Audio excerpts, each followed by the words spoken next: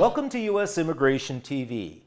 In this video, I'll discuss how an employer can prove they have what is called the ability to pay the wage. Now, this is important because it could result in a case being denied. So make sure to watch this video until the end. And of course, like, share, and subscribe to this channel.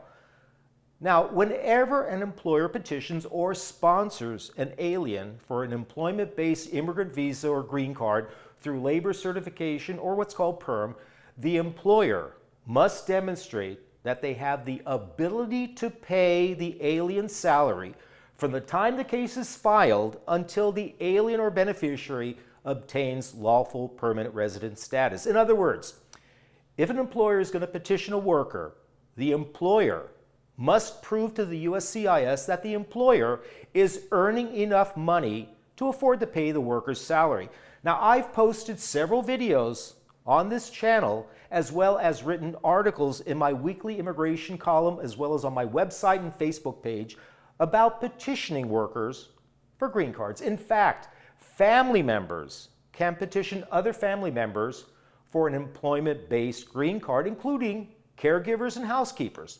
However, one of the main requirements is demonstrating that the employer has the ability to pay the wage. If an employer cannot afford to pay the worker's salary, then it's considered that it is not a bona fide or real job offer, and the case will be denied at the end. But what is ability to pay, and how can the prospective employer prove they can afford to pay the wage? Well, according to the USCIS regulations, evidence of ability to pay, and I quote, shall be either in the form of copies of annual reports, federal tax returns, or audited financial statements.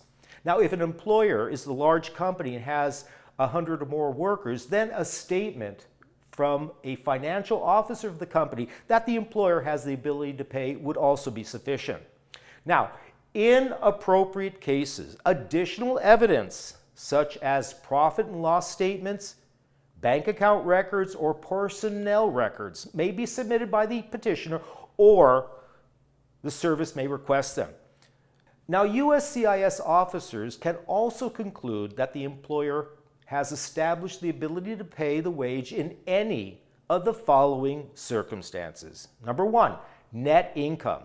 Now, this is where the petitioner's net income on their federal tax returns is equal to or greater than the proffered wage, meaning the wage dictated by the Department of Labor.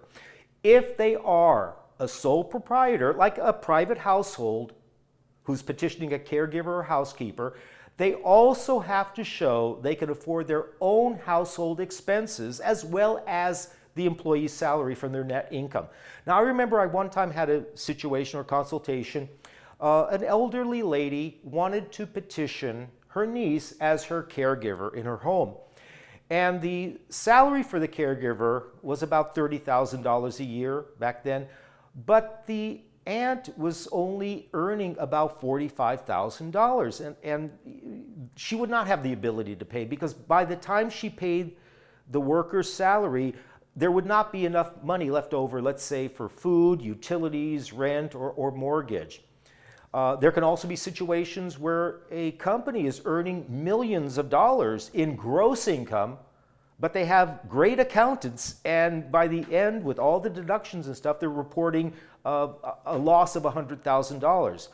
So it's very important that the employer keep in mind their net income. Another way of establishing ability to pay, number two, net current assets. And that's where the petitioner's net current assets, as opposed to income, is equal to or greater than the proffered wage. Number three, employment of the beneficiary. Now, that's where the employer is already employing the beneficiary and has also been paying the beneficiary at least the proffered wage. Now, if you are a U.S. employer and you are considering petitioning an employee through PERM or labor certification, even a relative from the Philippines, I would recommend that you consult with an attorney who can evaluate your case and situation, including making sure you can satisfy the ability to pay requirement, and the attorney can also otherwise assist you in the processing of this employment-based green card. Now, I hope you found this video helpful, whether it's for yourself or maybe someone you know. And I will continue posting videos on this channel concerning immigration news, developments, as well as tips that you might find helpful. So therefore, please make sure to like, share, and subscribe to this channel. I'm Michael Gurfinkel, and thanks for watching U.S. Immigration TV.